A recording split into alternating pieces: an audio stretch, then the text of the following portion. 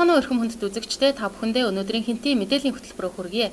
Баян Адрах сумын дуурлага дэнжид сүндэрлэн боссон Монгол хаттын өргөө цогцлбор зуны дунд сарын шинийн 17-ны бэлэг цайн өдөр үе таалгаа нээлээ. 8 дугаар богд Жавзан дамхут төктийн сүүлчийн хатад болох Цэндийн дондогдулам Наван Лувсангийн гинэн пил нарын үлгийн нутаг болох Баян Адрах суманд зуны дунд сарын шинийн 17-ны бэлэг цайн өдөр Монгол хаттын өргөө цогцлбор үе таалгаа нээлээ.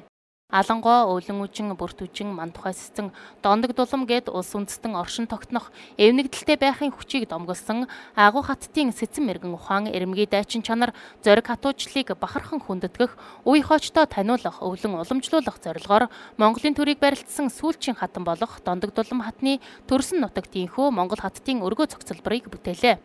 Тус байгууламж нь мандах төрийн малгай хэмээн бэлэгдсэн хатан хүний бортхон малгай хэлбэртэй төв өргөө түүнийг тойрсон 4 цагаан сувраг, 9 цагаан гэрээс бүрдэж байгаа бөгөөд 680 сая төгрөгийн өртөгтэй босч байна. Уг өргөөний бүтээн босголтод зориулж Монголын эмэгтэйчүүдийн төлөөлөл Бурятын Улаан үд хотын музейгээс ногоон дарихийг залж иржээ. Ногоон дарих бурхныг төв өргөөний хоймор залсан ба мөн тус өргөөнд Монгол улсын тусгаар тогтнолын төлөө тэмцэж байсан хатад болох Алангой, өвлөн үжин, бүрт үжин, сорхогтон бэхий, дөргөн, мандухай, хандчамц, ануу хатан дондог дулам нарын хөрөг зураг, тэдгээрийн амьдралын үүх түүхийг бичсэн ном зохиол, төр ёсны бэлэгдэл 9 цагаан тугийг хүндэтгэн залжээ.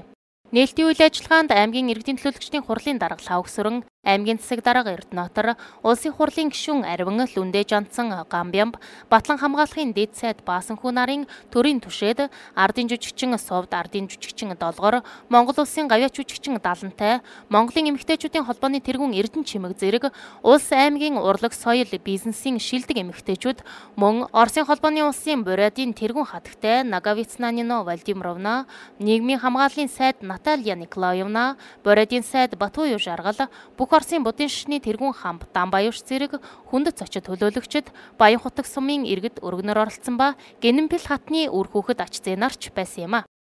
Тус үйл ажиллагааны эхэнд Баян Адрах сумын тэргүүний эмэгтэйчүүдэд хүндэтгэл үзүүлсэн ба салбар-салбараас төлөөлөн ирсэн улс орны шилдэг эмэгтэйчүүдтэй хүндэтгэл үзүүллээ. Үйл ажиллагааны хүрээнд Аз дэлхийн аврага олон улсын мастер байт харваач эмэгтэйчүүд цэцмэргнээ харуулan үзүүлэх тоглолт хийж Бурятын тэргүүн хатагтай Бурятын ерөнхийлөгчийн баярын илгээмж загтлыг уламжилж 9 хатны сэнти залах ёслолын үйл ажиллагаанд Баян Адрах сумын 108 ээж сүнцэцэл өргөлөө. Мөн үндэсний дуу бүжгийн эрдмийн чуулгын уран бүтээлчид цэргийн ансамблийнхан ая дуугаа өргөж хурсан олны сонирыг мэласан юм а.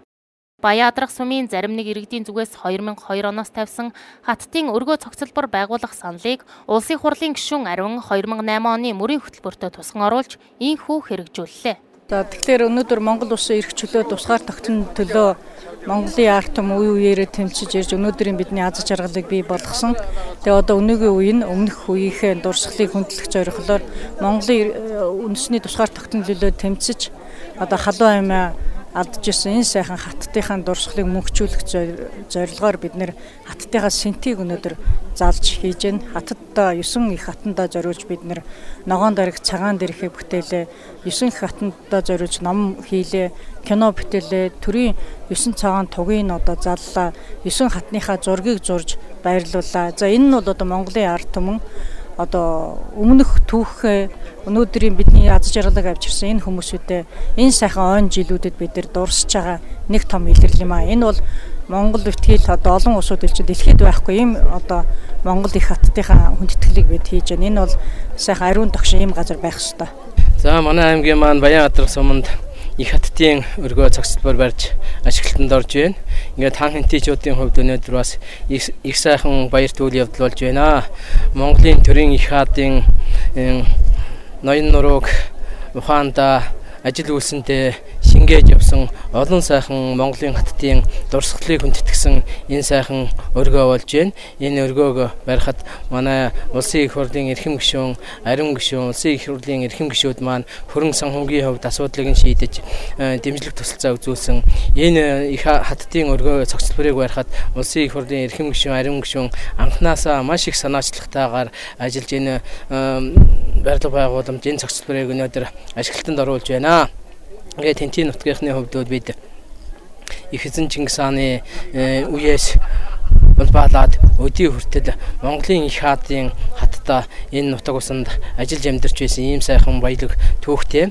Энэ сайхан түүх уламжлалыг залуу үеийнхэндээ өвлүүлэх, үлдээх, тэдэнд ойлгуулахад энэ цогцлбарын үйл ажиллагаас чиглэгдэх байх гэж ингэж найдаж байна. Түүнээс одоо Хэнтийн аймаг маань аялал жуулчлалыг хөгжүүлэх ийм сайхан боломжтой байгаа учраас цаашдаа Баян Адрах суманд аялал жуулчлалын төв байгуулах ийм сайхан боломж нээгдэх болж байна. Өндөр хаан Норивлонгийн чиглэлийн хатуу хүчилтэй автозам 2014 он гэхэд ямар ч байсан бүтээн байгуулалтын ажил эхлэн гэсэн ийм төлөвтэй байж байна. Тэгэхээр Хэнтийн нутгийн маань хар зүрхний хөхнөөр, хөдөө арал, дуурлагын нарс, бачрет, энэ өвлөгчийн хэрэм, биндэр, дадал сум гээд энэ сайхан аялал жуулчлалынхаа маршрутын дагуу жуулчлалыг хөгжүүлэх ийм сайхан боломж Хэнтийн нутагт маань олдож байна гэж ингэж бодож байна.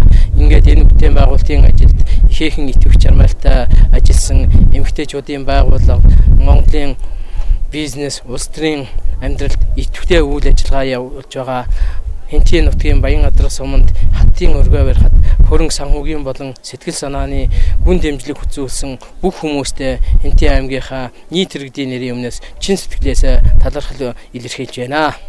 Монгол-Японы хамтарсан экспедицийнхэн дуурилгын нарсан ойд 5 жил судалгаа хийж хүннүүгийн 300 гаруй биш илрүүлээд байна. Шинжлэх ухааны академийн археологийн хүрээлэн Монголын үндэсний музей, Солонгосын үндэсний музей хамтран Монсол төслийг 15 дахь жилдээ хэрэгжүүлж байгаа юм байна.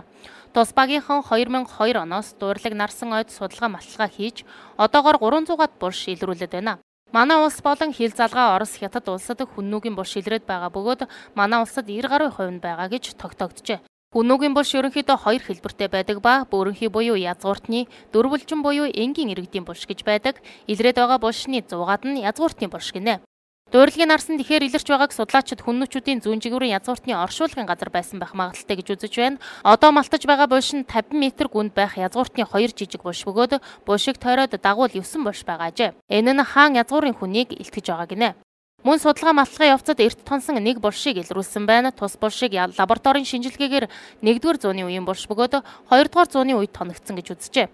Хүннүүчүүдийн булшнаас язгууртны сүйх тэрэг, авсны алтан чимэглэлүүд, хүрэл эдлэл, дэнгийн хүрэл цогц, хувцсны чимэглэл зэрэг эдлэл хэрэглэл гардаг ба тэдгээрийг лабораторид шинжилж хаана хизээ хийгдсэнийг тодорхойлдог бөгөөд цогснос гарсан тосонд шинжилгээ хийхэд өөхөн тос байсан илэрчээ. Булшийг судалснаар хүннүүчүүдийн амьдрал, зэрэг дэвийн бүтэц зохион байгуулалт, түүхэн сурвалж, соёл зан заншлыг тодорхойлж болох ба тэрж байтугай генетикийн судалгаа хийж одоогийн хүн төрөлхтний хаанхын ямар хүмүүстэй холбоотой болохыг ч тогтоож болох гинэ. Олдвруудыг Солонгос улсад бүрэн сэргэн цэцэрлдэг ба Монгол улсын музейд хадгалагдж байна. Монгол хаттын өргөний үйл ажиллагаатай давхцуулан энд олдврын музейн шавыг тавьсан ба эх оноос бүтээн байгуулалтын ажил хийгдэнэ. За энэ Хэнтийн аймгийн Баян Адрах сум нутаг дуурилгын нарсны дурсгал газарт одоо бид Монгол Солонгосын хамтарсан судалгааны аймаг 5 дахь жилдээ ажиллаж байна. Одоо энэ Монсол гэдэг төсөл байгаа. Энийг бол шинжлэх ухааны академийн археологийн хүрээлэн Монголын үндэсний музей, Солонгосын үндэсний музейн 3 байгууллага хамтарч хэрэгжүүлдэг. Нийт одоо 15 дахь жилдээ ажиллаж байгаа төсөлтөө. Тэгээ энэ газарт бол яг 5 жил ажиллаж байна. Тэгээ бид нэр энэ хугацаанд нэлээд олон одоо судалгааны үр дүнтэй ажлууд хийлээ. Тэгээд нэг одоо 50 м урттай юм том булшны судалгаа одоо өнгөрсөн жил эхлүүлээд 10 м гүн орцсон байгаа. Энэ жил одоо 2 сарын хугацаанд одоо энэ булшны судалгааны ажлыг дуусгах төлөвлөгөөтэй байна. Аймгийн бүртгэл санхүү эдийн засгийн тэргүүний ажилчдын 5 дугаар зөвлөгөөн боллоо. Энэ жил санхүүгийн алба үүсч байгуулагдсны 100 жилийн ой, сангийн яамны 100 жилийн ой тохиож байгаа билээ. Аймгийн санхүү төрийн сангийн хилцээс бүртгэл санхүү эдийн засгийн тэргүүний ажилчдын 5 дугаар зөвлөгөөнийг амжилттай зохион байгуулж өнөөдөр өндөрлөлөө. Зөвлөгөөнд төсвийн байгууллагын нягтлан бодогчид, төрийн сангийн төлөөлөгчид, даатгал, нийгмийн халамж, татварын хилтэс, хувийн хөвшил, аж ахуйн нэгжийн төлөөлөл нийт 200 төлөөлөгчд хамрагдлаа. Санхүү төрийн сангийн хилцээс өнгөрсөн 5 дугаар сард нягтлан бодох бүртгэлийн улсын үзлийг зохион байгуулж, тус үзлэгээр манай аймгийн бүртгэл хөтлөлт 90.4% үнэлэгджээ. Бүртгэл хөтлөлт тайлан гаргалтын хувь нь манай аймаг улсын дунджаас дээгүүр үзүүлэлттэй байна. Олон улсын бүртгэлийн стандартыг нэвтрүүлэх ажил харин 65%-тай явагдаж байна. За өнөөдөр манай аймгийн бүртгэл санхүү эдийн засгийн албаны тэргүүний ажилчдын 5 дугаар зөвлөгөөнийг одоо зохион байгуулж байна. Зөвлөгөө маань одоо амжилттай зохион байгуулагдаж эхний үе шат нь одоо дууслаа. Зөвлөгөөнөөс бид нар 9 заалт бүхий уриалгыг гаргаж одоо зөвлөгөөнд оролцож байгаа нийт төлөөлөгчдөө батлууллаа.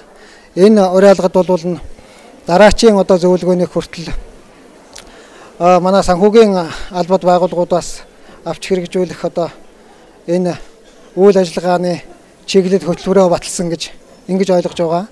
Зөвлөгөөний уриалгад санхүүгийн одоо байгууллагуудын одоо бүх байгууллагуудаас нэг одоо ажлын чиглэлийн заалтуудыг одоо оруулж ингэж баталсан байгаа. Мөн одоо дараачийн үйл ажиллагаа нь бол манайх энэ зөвлөгөөнөөрөө санхүүгийн албад байгууллагуудын төлөөлөл орсон одоо тийм концертыг бас энэ зөвлөгөөнд оролцогчдоо хан хэдий чуулгын уран бүтээлч хамт олонтой нийлж одоо бас үзүүлэх гэж байна. Дараагаар нь одоо бас аймгийн засаг даргын хүлээн авалт хүндэтгэлийн арга хэмжээг одоо үзүүлээд өнөөдрийн зөвлөгөөний үйл ажиллагаа дууснаа. Та бүхэнд өнөөдрийн хинтийн мэдээллийн хөтөлбөр хүргэлээ. Анхаарлаа хандуулсанд баярлалаа.